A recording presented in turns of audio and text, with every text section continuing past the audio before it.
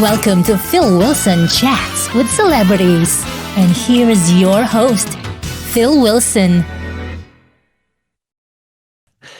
Joining forces once again with the writer and producer James Dring and Jack Kay from the Magic Gang, Tom's upbeat but equally provocative story of moving on from a friendship with his introspective lyrics and soaring choruses.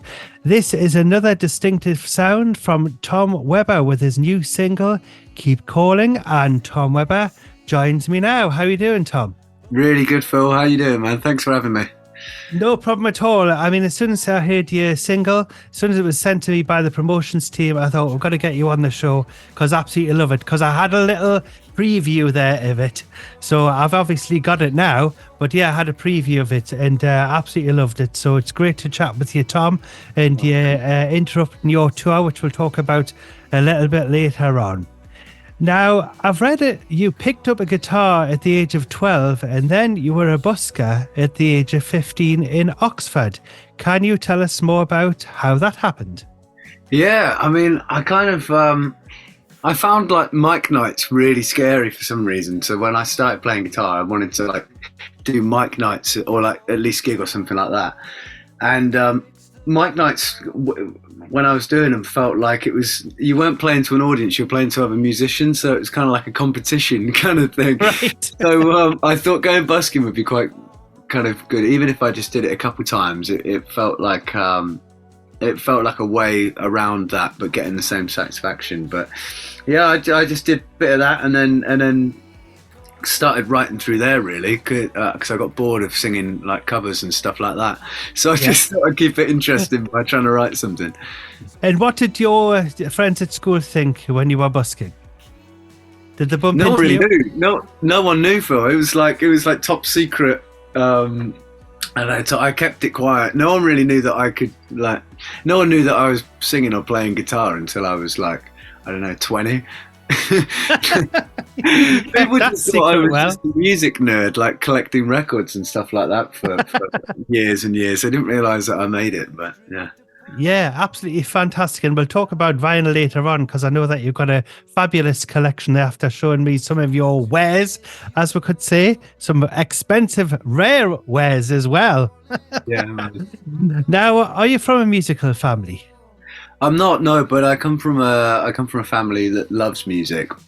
Like I'm more of I would say I'm a music fan first, and then, you know, in inverted commas, musician second, maybe, because we've always loved music, and my dad and granddad and my mum as well, and brother, they've all shown me so much music, like different corners of music, which has really inspired my taste now. Like it's sort of shaped the taste I've got. So, but yeah, no one really played anything in my family, no, but we've always been music lovers. And who were your pop stars you looked up to, as I know your grandfather introduced you to music with some of the greatest singers and groups? Yeah, man, it was, firstly, it was all like the kind of, well, initially it was like Beatles and everything like that, and Beach Boys and stuff from my dad, and I still love them to this day, but the biggest kick was kind of like the Chuck Berrys and the rock and roll stuff like Buddy Holly and things like that. And then I just worked on from there. So I went from like the 50s to 60s and 70s, and now it's like, you know, I love like Supertramp and more contemporary bands like Jungle. It's just, there's so much music I love, but back then it was like I was just keeping to like 50s stuff, but I've broadened my horizons a little bit, Phil. Yes, and did your granddad play everything off vinyl record for you when you were younger to introduce you to these stars?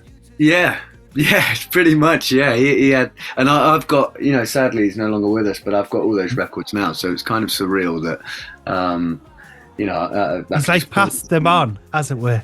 Yeah, exactly. You can like relive their memories. Yeah, exactly. They're never gonna leave me. Until they're passed down to offspring I have someday. You know? Yes, yeah. But it's absolutely lovely that, because when I read up on that, I just thought that was a lovely story that, you know, your grandfather putting the records on there, you know, getting you into a bit of rock and roll and that and everything. Just, it's a great eye-opener, isn't it, I think, when you're younger. I mean, people now who are part of the vinyl revival set I think it's just wonderful because it's going to be bringing out a lot of great artists who are going to get inspiration from these people who, at some stage, will be no longer with us because they're getting on a bit, you know. Exactly, I know. It's we've got to sort of appreciate it whilst we can, really, and that's why I think vinyl will always still have a voice and things like that, because you know there's some records which are so common in record shops and things, but if you're on Spotify or any sort of streaming thing, you may not come across it. So yeah, long live vinyl. That's what we say. Long live vinyl, definitely. Now, you have developed into one of the most recognisable new young singer-songwriters.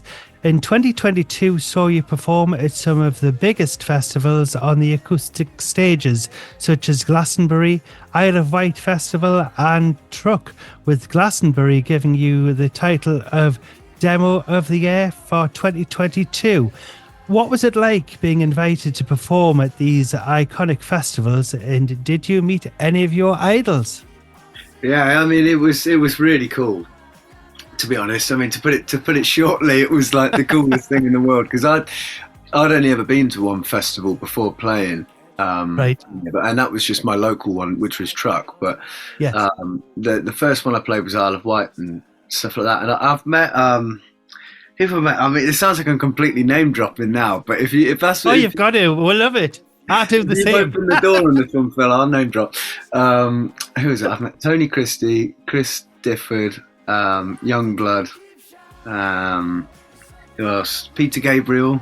Wow. I can't think. There's more, but I can't think of it. Well, the funny thing is, I can't believe it that you actually mentioned Tony Christie, and I was actually just going to mention before you said that when I spoke to Tony Christie just the other week there on the show, we're talking about the vinyl and things, and we're talking about how stars now are like, you know, back then it was like, you know, you would be signed up on the spot in order to get a record deal and things, but you would be having to tour everywhere.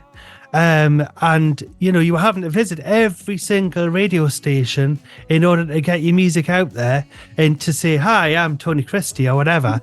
But now it seems to be a lot easier. And I think what you're doing yourself when you've been doing all of the busking and things, and also doing your tours and things, at least you're able to know, like, get audience feedback directly. So I think really you're doing what the old school did right now. Yeah, man, I appreciate that. Old-fashioned A&R, I guess, is what it is. Just getting out and introducing myself to people just by playing. I mean, have guitar will travel, Phil. Exactly. But yes, that was a bit of a coincidence. I was a bit spooky there when you said Tony Christie. That's why I didn't go, wow. I just went... A bit of a spooky moment there. In mysterious ways, I tell you. Yes, we've had a connection there, Tom. That's excellent. I'm pleased we're tuned into each other. That's great. Now, talking about the festivals that you've performed at, which festival did you have the most fun performing at? Was it Glastonbury? Was it Isle of Wight? Was it your local Truck festival? Yeah, probably local Truck festival, to be honest. I mean, Glastonbury was like a pinch yourself, but Truck was just mega because it was like, obviously your mates. Well, my mates were there, so yes. It was like everyone up on shoulders, and it was like singing along and stuff like that. You know, it's just good vibes and good energy, really. And also, it gave a good excuse to have a massive celebration that night because I was camping there as well. Oh, right, yes. All of my You're bogged down. Yeah, man. I was just having a tent, so I literally went from the tent in the campsite and then went and did the show and then just came back again. And it was like, you know, and I think Sam Fender was on that night. I can't remember much. Was he? Right. I can't remember much of it, but it was a lot of fun. It was a lot of fun. Was Sam Fender in a tent as well? Yeah. Well, no. Or was he in a caravan? It's probably glamping, man. I tell you, they got a glamping site there. No, I was there. I was in general admission. I'm just keeping it real. Well, that's the best way. Sometimes it's more interesting because there's all sorts of things going on when people are camping at all hours of the morning. You know. Yeah, you hit the nail on the nearly head. falling into your tent and things, you know. Yeah, oh Who's god, that? yeah. You know. Yeah, quite a bit of that. Yeah, there was a load of shenanigans going on. I bet there was, and a lot of singing and that, and a lot of beveraging going on there. Yeah, definitely the Excellent. latter. Yeah. Yeah. Now, 2023 saw you spend more time in the studio and continue to hone your writing skills with a week at the Chris Difford Writing Week hosted by the Buddy Holly Foundation, and with your own headline dates, live dates with the likes of Scouting for Girls, Sofa Shows and Pizza Express Live, amongst others. What was it like touring with Scouting for Girls? Well, I just did the one show actually, as it happens, but it was still a really great experience. And the crowd was so up for it. It was a horrible day though. The weather was like, it was an outside thing, and it was absolutely tipping it down, Phil. Like, I cannot tell you the bad weather, but the crowd were great. Like, they were well up for it, and there was like a bill of people on, and I can't remember if we went on second or third or something like that, but.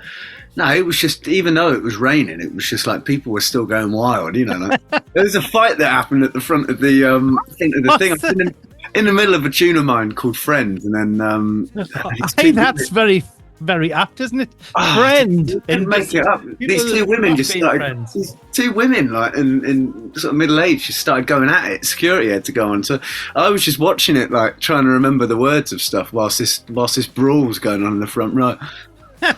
Hilarious. Absolutely love it. Bit of commotion there going on. Yeah, rock and roll. Yeah, rock and roll, definitely. Now, what is it like performing at Pizza Express? Because it seems to be where a lot of artists perform now, including Denise Pearson, who I had on the show last year, a 5-star who is a regular at the London one. What's it like there? Because I've never been to one. I've been to Pizza Express, but I haven't seen a gig. Yeah, no, it's a nice vibe. It's kind of, it makes me think of like those old sort of, you know, like you see in sort of a Scorsese film. They kind of have the little lamps on the tables, and it's like yes, like a gangster lounge, like a jazz lounge. Yes. But not that I'm saying gangsters go to Pizza Express. No, people aren't going around with machine guns and things. It's not that kind of thing. Tommy gun under the table. No, it's nice there, and they really listen to the music as well. Like, you know, the people who go there really want to experience some music. It's the same with like the Sofa Sounds lot as well. Like when they go, they really want to listen to, you know, they're not bothered about going there to get canned up or anything. No.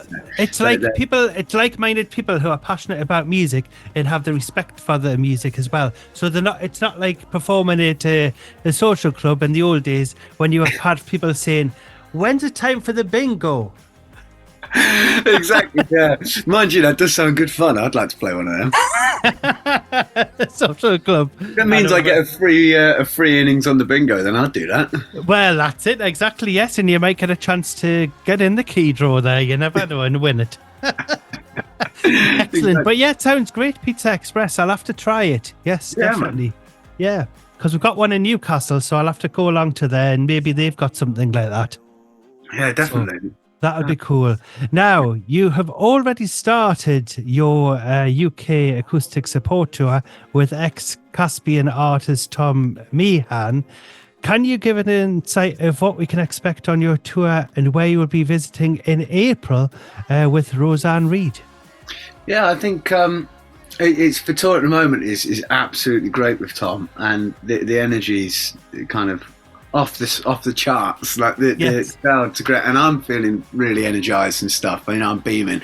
So I think the tour in April with Roseanne in Scotland is going to be great. I think we're going to like Glasgow, Edinburgh, Aberdeen, Stirling. I can't remember if it's that order, but you can find it on all my socials and stuff. But you know, probably a lot of energy in the set and a bit of storytelling and stuff like that. It'd be slow songs, fast songs, just a mix of all really. But just like I don't faff around with like sort of backing tracks or anything. It's all live, like kind of just what, you know, just playing and singing it old school style.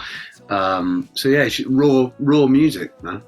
Because I've seen you, I've seen on YouTube some of your acoustic performances, which are absolutely amazing.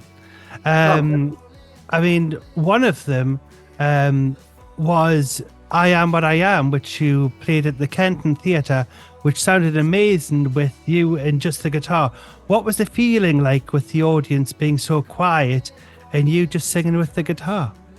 Yeah, those can be hard sometimes, depending on what song it is. But with that song, with the audience where you can sort of hear a pin drop, I guess it kind of it makes a real connection, and then because people are really listening then, and it's like there's no room for a bum note or like a slight cough. it's like you can't step away from the mic for a second. But no, it's like as if the audience was holding the breath, because when I watched the video and I had some personal headphones on, so it wasn't like listening through a speaker, I couldn't hear any cough or anything at all from the audience, so that would have been really eerie unless you heard one. The security would have they saw someone having their throat like that, they would have just chauffeured them out of the room maybe. Did they not hand out sweets like they used to with the snooker when people used to go to the Crucible in Sheffield? I'm sure they used to give like sweets out so you didn't cough. Oh man, pass by basket with just coins and stuff like that. That's right. Can you imagine it? That one. Bring a couple of Werther's originals or something on. Right, that's right. You will for the next one. As long as they open the sweet and just hold it in the hand, and it'll be all sticky in the hand. Yeah, it can't be the lemon sherbet ones with the sort of crinkly wrappers. It's got to be one with an old school, like just the twist off. Oh yes, definitely. Yes, yeah. Everybody, I'm just going to do an acoustic version of a song. Can everyone open their sweets now? I tell you what, I have all together. I tell you what I have had before, where I'm just playing. It's like it was a really quiet audience, and I think it was. I can't remember where it was. I think it was on a support tour. I can't remember where, but it was like a theatre thing. And it was a similar situation as that I Am What I Am. It was like you could hear a pin drop, and it was getting like it got sort of one bit where I wasn't singing, and it was just really gentle guitar, and you could just hear someone go, like cracking a tin of like, I don't know, gin and tonic or something. Hilarious. Echoes through the whole thing. And it's hard because you know, suddenly you're thinking then like, oh my God, like, this is quiet. I absolutely love it. It's hilarious, isn't it? Hey, I love them stories. Now, where can listeners follow you and buy your music, Tom? Follow us on any of the old streaming platforms like Spotify, Apple Music, Amazon Music, and Instagram, Facebook, and stuff like that. It's all just Tom Webber Music, all lowercase, one word, nice and simple. And it's all got updates of shows, new music coming out, and tours and all that jazz. And are you going to be releasing any of your music on vinyl? Well, that's the dream, man. I mean, Adele's bought all the vinyls, hasn't she? She's bought it's a backlog of everything. You make an album and then it's not going to be released on vinyl for another 2 years. That's right. I know. Yes, there's a massive queue. I know when I spoke to Alan Clark of the Hollies, actually it was actually exactly a year ago, he said that there was a 6-month waiting list on vinyl. So I can quite imagine that it'll be about 2 years now. Yeah, no, it's a joke. Well, you know, it's so expensive as well, because I think it's like you can spend like £200 like pressing like 300 vinyls or something, or maybe 100 vinyls. I don't know. That's right. But if the demand was there, I would love to do it, because I would just want one for myself. Maybe get like an acetate. They need those old studios I used to have. You go in, pay a shilling, and get an acetate back or something. That's right, and that's exactly what Barry Manilow did. He actually, when he was little, his grandfather took him into one of those, like it was, I think he paid $1 or something over in the States there. And he went in there, and he actually, when I went to see him at the Newcastle Arena, I think it was early last year, so unless it was the year before, but he actually played the acetate, the acetate on the show. And it had a little picture of outside of this shop and his grandfather and everything. And he actually played that original recording. So, and you could hear him. I forget the song that he was singing, but it certainly wasn't Mandy. Not then. That's a nice idea. I like that. I bet you could hear a pin drop whilst that was playing. You could. It was magical. I mean, that really. I mean, I've always loved Barry Manilow, but it was like that moment that's the only thing that I remember from it, because it was that poignant. You know, it was just everyone. It was just like, wow. You know, step back in time. Special. But yes, we'll definitely have to get them open, get some of them shops open there. Maybe the pound shop could do it. Yeah, exactly. Maybe Greg's can do something like a kind That's right. do a sponsorship with Greg's. You know, every sausage roll bought, you get a. That's right. You can go out the back and you can sing about sausage rolls. But that's somebody else that did that. The lad Nothing's available anymore. Every good idea has been taken, isn't it? Sausage roll boy or whatever his name was. I can't remember his name. That's right. Was it the Lad Bible or something that did it? Lad Baby. Lad Baby. That's right. Yeah. God, these things. Well, you've just put an idea in someone's head, so someone might be able to get one of those little recorder things and make some good money there. Exactly, man. Now, the vinyl revival is here, so I must ask you what your favourite vinyl record you have ever played, and also what is your go-to track? If you had a turntable next to you now, what would you play me and say, this is my favourite, you gotta listen to this? Doesn't matter what it is, it can be something odd, it can be it's got to be JJ Cale's Naturally. I love that album, and probably I'd go straight for first track, Call Me the Breeze. I absolutely love it. I'm a huge JJ Cale fan. I've got, I don't know if you can see it in the back, but for Christmas, yes, I can see the poster. Yeah, my girlfriend drew me a picture of the artwork on the front of that vinyl, and it's like, you know, just a raccoon sat there with like a top. I see the raccoon, yes, and the old fella next looking at the raccoon. Yeah, I would play that straight away, and it never gets old, that, and I've always loved it, and I'll always play it. I love JJ Cale. I'm a huge fan. I think he's one of the most underrated artists out there. And what is because you're a vinyl collector as well as a fabulous singer, what is your favourite album in your collection? Oh gosh, I should have thought about this before, shouldn't I? Do you know, that's up there. That's definitely up there. But there's also, I love Revolver, Beatles Revolver. Oh yes, yeah. I love Rubber Soul. I'm trying to think. There's probably one of those three, I'd probably say. Well, Revolver, what track would you play off Revolver album? What would be your go-to for that one? Actually, no, I'd go Rubber Soul, Drive My Car. Rubber Soul, Drive My Car. Excellent. Yes, I love that one. And baby, I love you. Beep, yeah, beep, exactly. Beep, beep. Yeah, see, I know it. I know the score. Groove to it, man. Yeah, excellent. Love it. Now, your new single, Keep Calling, is such a great track following up from this time. What is the track about, and what was your inspiration behind the song? The track's just kind of about, like, you know, sort of a friendship where one maybe outgrows the other, and you're stuck from an old friendship, and one's still trying to keep in contact, and one's kind of like, kind of outgrown you a little bit. And the inspiration came from just the fact that I didn't want to write a love song. So I kind of thought, well, what's something that everyone can kind of relate to a little bit? And I think everyone's kind of had that one friend from school who they were super tight with, and then maybe don't see so much anymore, kind of thing. But it wasn't. It certainly wasn't anything personal in terms of, like, I'm thinking about one particular person. It's more of a universal thing, because I mean, I don't know. I love all of my mates who I've had from school, so I guess I'm a bit of a hypocrite. But you know. But I mean, when I listened to it, I was thinking, well, I've had friends that I had at school, but then I don't speak to them any. Like I did outgrow them, or did they outgrow me? But yeah, there's a connection there where you can think about that. But I am still friends with my friend Martin, who I've known since the first day that I started school, kind of thing. So he just sent us a text earlier there. So it's nice when you've got friends, isn't it, that have stuck by you even from school.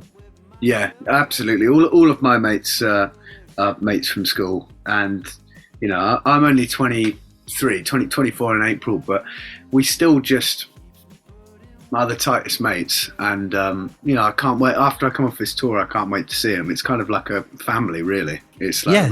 Really. And have they come along to see you at your gigs? They came along to the shows before I did this tour, because I did some shows in Reading and Oxford, but not on this tour. And I don't blame them either, because there's only so much money they can spend on tickets to come see me, and it's like the same thing again. But they always ask how it's going and stuff like that, and always wish all the best. So it's all love, really. It's all love. Excellent. That's all we need. All we need is love. That's exactly. Don't put that one in there. Now, unfortunately, Tom, we've run out of time. So I was wondering if it's possible, if you're kind enough, please, to introduce your latest single. I certainly can, Phil. This is Keep Calling by me, Tom Webber. Tom, it's been such a privilege speaking to you, and all the best with the rest of your tour. And we'll hopefully catch up with you at one of your shows in the future. Thank you so much, Phil. Appreciate it, mate. I've had a great laugh. No problem. And would you like to come on the show again? Because it'd be great to have you on. Yeah, absolutely. I could chat about vinyl for years. I could as well. So yeah, we'll have to make that date then. We'll have a vinyl chat. Sounds like a plan to me. Talk a bit more about it. That'll be cool. Well, all the best, Tom, and we'll speak to you soon. Same to you. Bye for now. Thank you so much. Cheers, man.